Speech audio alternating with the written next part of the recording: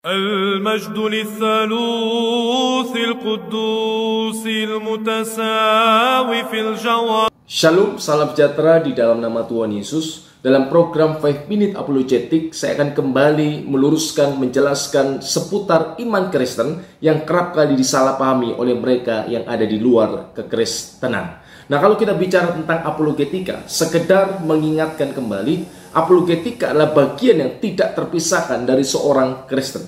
Sebab kitab suci menuliskan bahwa kita sebagai orang percaya bukan hanya dipanggil untuk menerima anugerah keselamatan. Kalau kita lihat dalam 1 Petrus pasal yang kedua ayat yang ke-9, 1 Petrus pasal yang kedua ayat 9, tetapi kamulah bangsa yang terpilih, imamat yang rajani, bangsa yang kudus, umat kepunyaan Allah sendiri, supaya kamu memberitakan perbuatan-perbuatan yang besar dari Dia yang telah memanggil kamu keluar dari kegelapan kepada terangnya yang ajaib. Nah, dikatakan di sini oleh Petrus berdasarkan pewahyuan dari Roh Kudus, orang percaya, mereka yang menerima Yesus sebagai Tuhan dan Juru Selamat, menerima anugerah keselamatan. Keberadaan mereka diubahkan, yang dulu kegelapan diubah menjadi terang. Status mereka diubahkan, dulu bukan umat Allah, kini menjadi anak-anak Allah. Sungguh perubahan hidup yang luar biasa. Tetapi bukan hanya itu, kitab suci menyatakan supaya kamu memberitakan perbuatan-perbuatan yang ajaib, yang besar dari Dia. Artinya orang percaya dipanggil bukan hanya untuk menerima keselamatan, tetapi juga bersaksi, menyatakan karya Kristus yang luar biasa di dalam kehidupannya. Nah, persoalannya tidak semua orang menerima kesaksian kita. Ada mereka yang keberatan, ada mereka yang menolak kesaksian, pernyataan, pemberitaan kabar baik yang kita sampaikan kepada mereka. Nah, untuk itulah diperlukan sebuah apologetika. Dalam surat yang sama, pasal yang ketiga, Petrus menyatakan kembali, 1 Petrus pasal yang ketiga, ayat yang ke-15.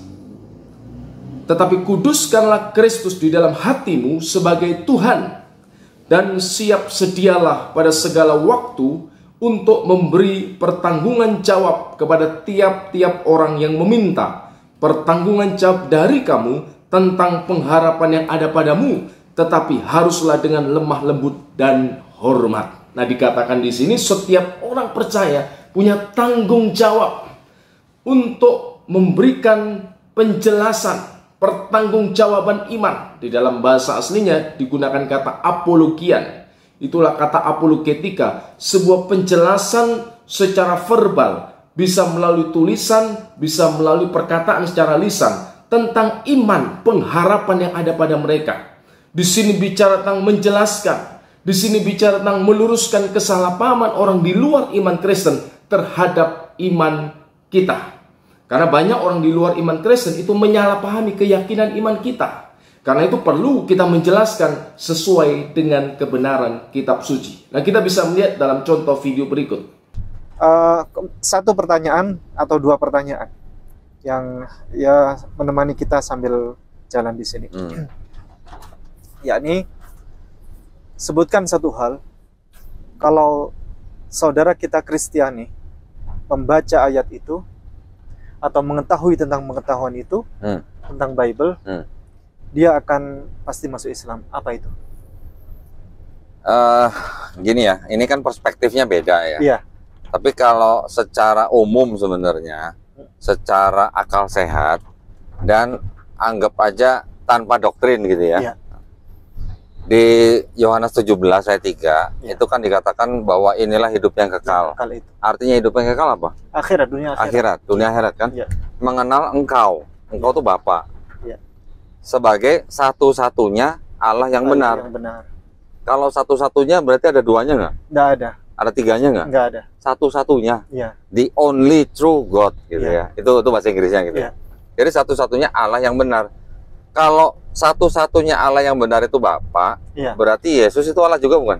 Bukan. Ya udah pasti bukan ya. Iya. Kan satu-satunya. Iya. Dan mengenal Yesus Kristus yang kau utus. Berarti Yesus utusan. Bapa Tuhan gitu kan. Iya. Satu-satunya Yesus yang kau utus. Itu kan harusnya juga sama tauhidnya dengan kita gitu. Gitu. Tapi kalau dilihat dari kacamata yang netral, Iya. yang tanpa doktrin, Iya. itu yang harusnya dipegang itu. Itu satu. Iya. Mau satu lagi ya? Mau satu lagi, boleh. Satu lagi. Satu lagi di Markus 12:29. Yes. Sama Yusra'an. Yesus ditanya kan sama petinggi-petinggi imam Yahudi kan, Iya. apa hukum yang terutama kan? Kan Yesus hanya mengulang Iya. perkataan Nabi Musa. Syema Israel kan, Adonai Elohim Adonai Echad. Itu juga sama kan? Hampir sama dengan yang Yohanes 17 ayat 3, Iya. bahwa Tuhan kita tuh Esa. Iya. Esa itu artinya satu-satunya, nggak ada duanya, nggak ada tiganya, nggak ada empatnya, dan seterusnya gitu. Itu sebenarnya. Nah, dalam video yang baru Anda tonton, kita bisa melihat contoh kesalahpahaman. Nah, ketika ada seorang yang bertanya kepada Don Ditan tentang apa kira-kira hal atau ayat ketika orang Kristen membaca di dalam kitab suci, kemudian mereka akan murtad dari iman Kristen. Nah, kemudian dijawab oleh Don Ditan ini. Ayat itu adalah Yohanes pasal 17 ayat yang ketiga dan Markus pasal yang ke-12 ayat yang ke-29. Yang ia katakan kalau secara umum tidak berdasarkan doktrin katanya. Nah, di sini kita perlu menjelaskan, meluruskan pernyataan-pernyataan yang salah tentang iman kita. Nah, yang pertama, dia katakan kalau secara umum, kata Don Ditan, bukan berdasarkan doktrin. Nah, ini sudah pernyataan yang salah. Sebab setiap doktrin Kristen, terlebih doktrin pokok di dalam iman Kristen, itu harus didasarkan pada dalil tekstual, dalil nakli yang ada di dalam kitab suci sebagai dasar sebuah pengakuan iman, sebagai dasar sebuah ajaran. Jadi tidak ada ajaran dalam iman Kristen, ajaran pokok terutama, yang tidak didasarkan pada dalil tekstual. Pasti ada dalil tekstualnya, ada teks-teks dalam kitab suci yang menjadi dasar kebenaran itu. Yang kedua, ia katakan di dalam Yohanes pasal 17 ayat yang ketiga, itu merupakan bukti bahwa seharusnya iman Kristen itu mengikuti Yesus mengajarkan tentang ketauhidan. Nah, kalau kita lihat di dalam Yohanes pasal 17 ayat yang ketiga, di sana dikatakan, inilah hidup yang kekal itu, yaitu bahwa mereka mengenal Engkau satu-satunya Allah yang benar dan mengenal Yesus Kristus yang telah Engkau utus. Katanya ayat ini seharusnya sudah jelas menjadi bukti bahwa Yesus mengajarkan ketauhidan, bahwa hanya ada satu Allah, Yesus hanya seorang utusan. Nah, di dalam teks harus diketahui oleh Anda, Don Ditan, di dalam teks memang tertulis demikian.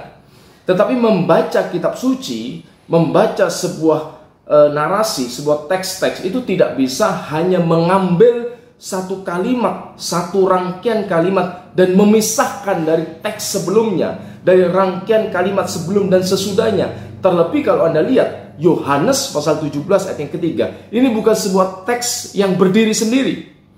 Anda bisa lihat dalam kalimat sebelumnya, dalam ayat 1, ayat yang kedua, dalam ayat yang ke-4, 5 sampai ayat yang ke-26, di sana dijelaskan panjang lebar apa yang disampaikan, apa yang dinyatakan oleh Kristus. Jadi dalam istilah hermeneutik atau studi penafsiran kitab suci, ada yang namanya konteks dekat yang tidak boleh dipisahkan. Jangan hanya kita sekedar mengambil satu ayat kemudian memisahkan dari konteks dekatnya. Apa itu? Ayat sebelumnya, ayat sesudahnya, kalau itu masih berkaitan. Jadi jangan hanya dikutip satu ayat, memisahkan dari ayat sebelum dan sesudahnya. Ini berbahaya. Contoh kalau misalnya ada sebuah ungkapan, sebuah pernyataan di dalam Quran, surat yang ke-40 ayat yang ke-7, dikatakan di sana bahwa Allah mewahyukan Quran dalam bahasa Arab kepada Muhammad supaya Muhammad mengingatkan penduduk Mekah dan sekitarnya. Apa kemudian bisa disimpulkan Quran hanya untuk orang Arab karena berbahasa Arab? Nah, tentu tidak demikian kalau kita baca dalam tafsir-tafsir para mufassir Islam, dan ini urusan internal umat Islam. Ini sekedar contoh, kalau kita hanya mengambil satu ayat, kita bisa menyimpulkan secara salah, seperti yang dilakukan oleh Don Ditan terhadap teks Yohanes 17 ayat yang ketiga. Kalau kita baca di dalam keseluruhan ayat dalam pasal 17, kita bisa melihat bahwa sebutan utusan yang dikenakan oleh Yesus kepada dirinya itu tidak bisa serta-merta disandang oleh manusia biasa. Kenapa? Sebab dalam ayat yang kedua dikatakan sang anak itu, ia memiliki hidup yang kekal dan berkuasa memberikan hidup kekal kepada semua orang. Itu yang pertama. Kalau kita lihat lagi di dalam ayat yang kelima, sang anak itu memiliki eksistensi keberadaan sejak kekal sebelum dunia dijadikan. Siapa coba? Nabi besar siapapun, Ibrahim, Musa, tidak memiliki eksistensi kekal. Sebelum dunia dijadikan, mereka tidak ada. Mereka semua diciptakan dari yang tidak ada menjadi ada. Kalau kita lanjut lagi dalam ayat yang ke-10, dikatakan segala milikmu adalah milikku. Ini bicara kepenuhan sifat Allah. Sang Bapa itu sifatnya juga dimiliki sang anak. Al-Masih yatashifu bi jami'i sifatillah. Kristus itu memiliki, menyatu dengan seluruh sifat-sifat ilahi. Sang Bapa mahadir, sang anak juga mahadir. 2-3 orang berkumpul dalam namaku, aku ada di sana. Ini bicara sifat ilahi yang disandang oleh Kristus. Karena itu Yesus katakan, apa yang kau miliki, aku miliki. Itu bicara sifat-sifat Allah yang dimiliki sang firman. Sebab sang firman itu adalah Allah itu sendiri. Ini jelas kalau kita lihat konteks keseluruhan pernyataan di dalam kitab Injil Yohanes, di mana Yohanes hendak menjelaskan bahwa Yesus berdasarkan pewahyuan dari Roh Kudus adalah pewahyuan diri Allah sendiri. Fil badi'il kanal kalima wal kalimatu kana indallah wa kanal kalimatullah. Pada mulanya adalah firman. Firman itu bersama-sama dengan Allah, dan firman itu adalah Allah. Wal kalimatu sara jasadan, dan firman itu menjadi manusia. Firman yang adalah Allah itu pencipta segala sesuatu, kini hadir di tengah-tengah umatnya.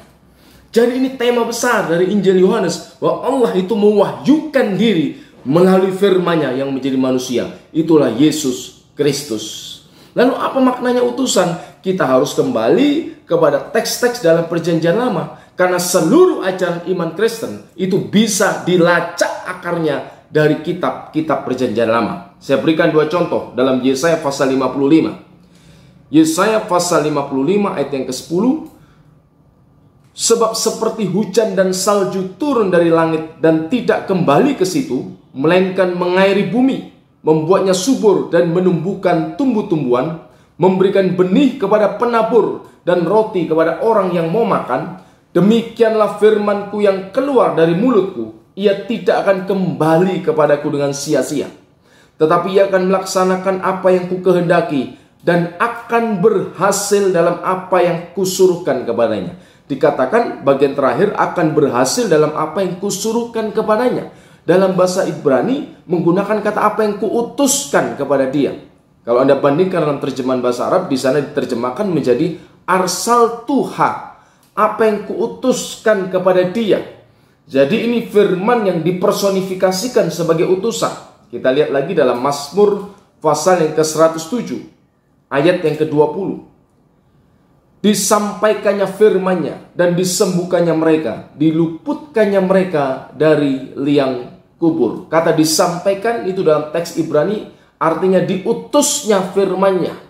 Karena itu dalam terjemahan bahasa Arab di sana digunakan kata arsala kalimatahu, ia mengutus firman-Nya.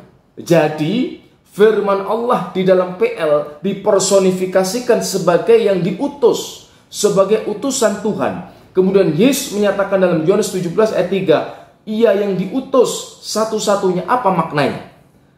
Kalau dulu sang firman dalam Perjanjian Lama dipersonifikasikan sebagai utusan, kini dalam pribadi Yesus Kristus, firman Allah itu benar-benar menjadi manusia, benar-benar menjadi person.